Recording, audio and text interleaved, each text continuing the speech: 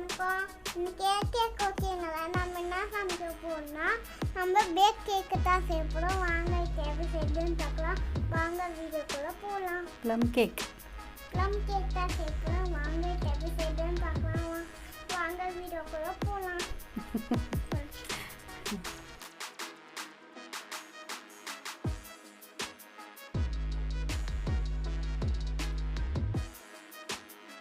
அதுக்கு முதல்ல ஸ்டவ்வில் ஒரு பேன் வச்சு கேரமில்க் ரெடி பண்ணிக்கலாங்க. அதுக்கு நான் ஒரு கப் சர்க்கரை எடுத்துருக்கேன். அதை பேனில் சேர்த்துடலாங்க. இப்போ நம்ம ஒரு கப் சர்க்கரை போட்டிருக்கேங்க. இது கரையிற வரைக்கும் நம்ம கை விடாமல் மிக்ஸ் பண்ணணும். இது கரைஞ்சி நமக்கு கேரமில் ரெடி ஆகுங்க. லைட் கோல்டன் ப்ரௌன் கலரில் கேரமில்க் ரெடி ஆகுங்க. அது வரைக்கும் நம்ம கை விடாமல் மிக்ஸ் பண்ணிக்கலாம். இந்த சர்க்கரையில் தண்ணி எதுவும் சேர்க்கக்கூடாதுங்க. வெறும் சர்க்கரை மட்டும்தான் நம்ம இப்போ உருக்க போகிறோங்க. இங்கே பாருங்கள், கொஞ்சம் கொஞ்சமாக கரைஞ்சி வருது பாருங்கள். நம்ம போட்டப்போ எப்படி இருந்துச்சு, இப்போ எப்படி இருக்குது பாருங்கள். சர்க்கரை உருகி வருது பாருங்கள் கொஞ்சம் கொஞ்சமாக.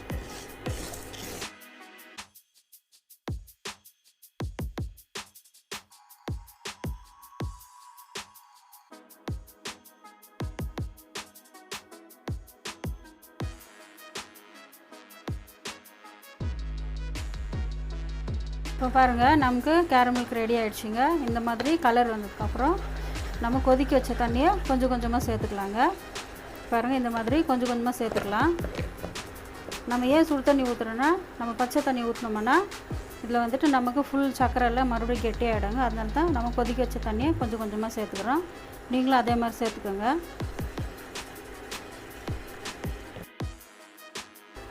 பாருங்கள், நான் வந்து ஒரு அரை கப் பாதாம் எடுத்து வச்சுருக்கேன். அதையும் இதில் சேர்த்துடலாங்க. ஒரு அரை கப் முந்திரி எடுத்து வச்சுருக்கேங்க.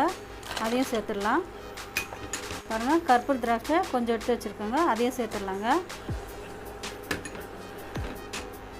வெள்ளை திராட்சை எடுத்து வச்சுருக்கேங்க. அதையும் சேர்த்துக்கலாம்.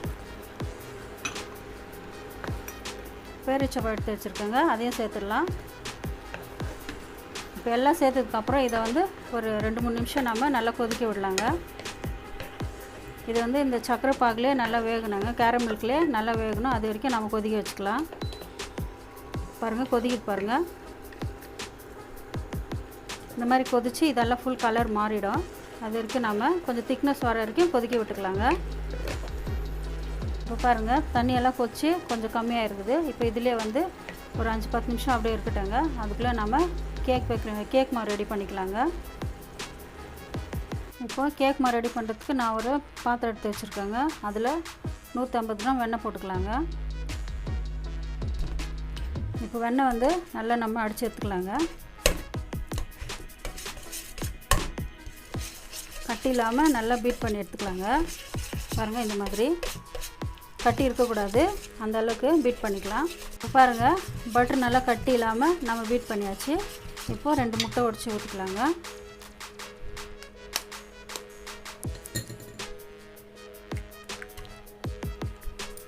நம்ம வெண்ணெய் போடுறதுனால 2 முட்டை போதுங்க. நான் 2 கப் மாவு எடுத்து வச்சுருக்கேன்.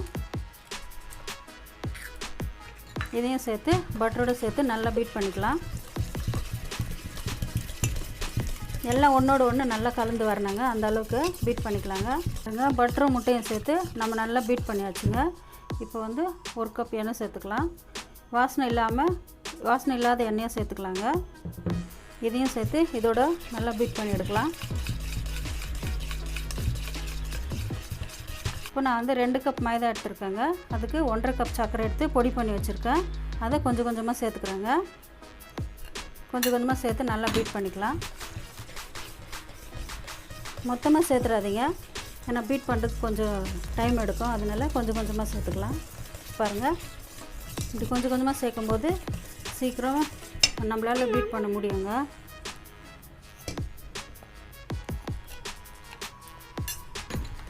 இப்போது மறுபடியும் பீட் பண்ணிக்கலாங்க.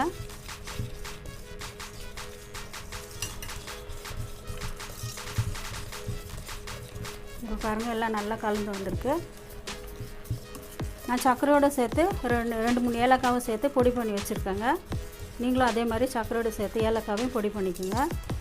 அப்போ தான் கேக் நல்லா வாசனையாக இருக்கும். பாருங்கள், நல்லா பீட் பண்ணியாச்சு. ஒரு 1/2 கப் வந்து கொக்கோ பவுடர் போட்டுக்கிறேங்க. அது கூடவே கொஞ்சமாக மைதா சேர்த்துக்கலாம். மைதா கூட மொத்தமாக சேர்த்துறாதீங்க, கொஞ்சம் கொஞ்சமாக சேர்த்துங்க. நான் ஜலிச்சு க்ளீன் பண்ணி எடுத்து வச்சுருக்கேங்க, அதை கொஞ்சம் கொஞ்சமாக சேர்த்துக்கலாம். இது கூட ஒரு 1/2 ஸ்பூன் பேக்கிங் பவுடர் சேர்த்துக்கலாங்க, ஒரு 1/4 ஸ்பூன் பேக்கிங் சோடா, கொஞ்சமாக உப்புங்க. பாருங்கள், கொஞ்சமாக உப்பு சேர்த்துக்கலாம். இதையும் சேர்த்து நல்லா பீட் பண்ணலாங்க. மைதா கூட மொத்தமாக சேர்த்து பீட் பண்ணாதீங்க, கொஞ்சம் கொஞ்சமாக பண்ணிக்கோங்க. பாருங்கள், இப்போ இது கொஞ்சம் கலந்ததுக்கப்புறம் மறுபடியும் நாம் மைதா சேர்த்து மிக்ஸ் பண்ணிக்கலாம். இப்போ பாருங்கள், மைதாலாம் போட்டு கலந்தாச்சு. நாம் கேரமில்கில் போட்டு வச்ச ட்ரை ஃப்ரூட்ஸாக சேர்த்துக்கலாங்க.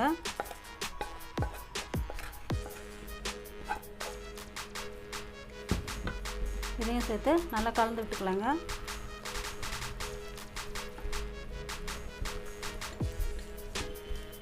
இப்போ பால் சேர்த்துக்கலாங்க.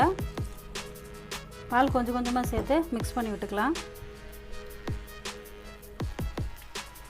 பாருங்கள், இந்த மாதிரி கொஞ்சம் கொஞ்சமாக சேர்த்து மிக்ஸ் பண்ணிக்கலாங்க.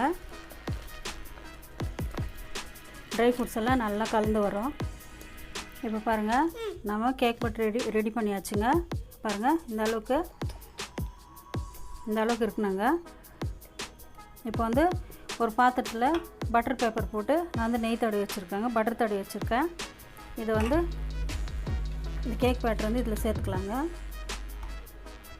ரொம்ப ஃபுல்லாக சேர்க்கக்கூடாதுங்க, ஒரு பாதி அளவு சேர்த்துக்கலாம். இந்த அளவுக்கு போதுங்க.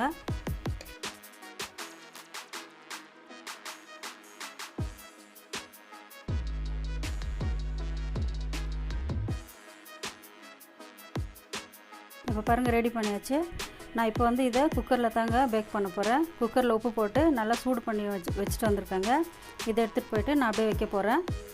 நான் பேக் பண்ணதுக்கப்புறம் உங்களுக்கு காமிக்கிறேங்க. இப்போ பாருங்கள், நம்ம கேக்கு பேக் பண்ணியாச்சுங்க. இங்கே பாருங்கள், எவ்வளோ சூப்பராக பேக் ஆகிருக்கு.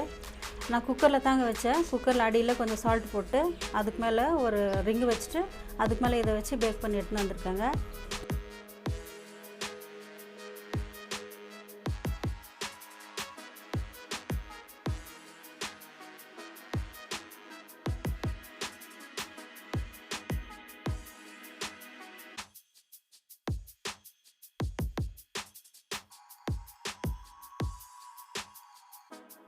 இப்போ வாங்க கட் பண்ணலாம். நல்லா சூடாக இருக்குதுங்க, அதே போல் சாஃப்டாகவும் இருக்குது. கை வைக்க முடியலங்க, அந்தளவுக்கு சூடு இருக்குங்க. பாருங்கள், புகை பாருங்கள் எப்படி போகுது. கேக் எவ்வளோ சூடாக இருக்குது பாருங்கள். பாருங்கள், எவ்வளோ ஸ்பாஞ்ச் மாதிரி எவ்வளோ நல்லா இருக்குது பாருங்கள். நீங்களும் இதே மாதிரி கிறிஸ்மஸ்க்கு செஞ்சு பார்த்துட்டு எப்படி இருக்குன்னு கமெண்ட்டில் சொல்லுங்கள். சலோ, நல்லா இருக்க சொல்கிறேன்.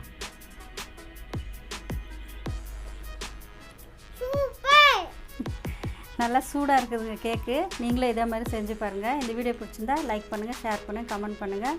மறக்காமல் சப்ஸ்கிரைப் பண்ணுங்கள். எல்லாருக்கும் கிறிஸ்மஸ் வாழ்த்துக்கள். Happy Christmas. ஹாப்பி கிறிஸ்மஸ் சொல்லு.